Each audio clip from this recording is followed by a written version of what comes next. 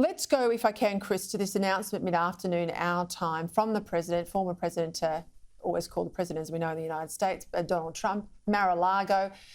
Typical showman Trump, was a long and pretty rambling speech. I watched it all. He was a great disruptor previously, but given the strength of DeSantis and the midterm performance of Santis candidates compared to that of the former president, give me your sense. I sort of feel like the Trump time has passed, Chris. Yeah, it has, and his loyal fans, both in the electronic media and newspapers, are turning against him. That will pay, probably it'll cause him to be well behind when it comes to public sympathy. So I think he knows that, though, Peter, which is why this is 2 years out from the presidential election. He's decided to put his hand up now because he knows, and he's a good campaigner, he knows he's got a lot of catching up to do. His mates have deserted him in the media, and DeSantis is present and willing.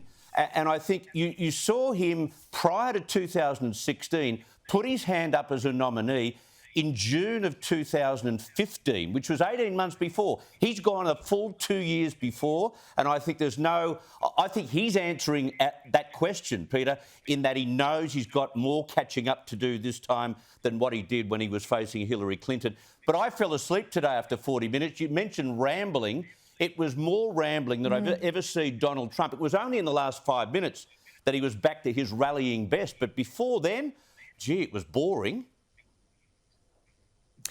A bit indulgent too, Michael. I thought that maybe the long lead time gives him cover for all these legal stoushes he's involved in. It means if he happens to get charged with something as an announced candidate, he can say, well, this is just political motivation, get square.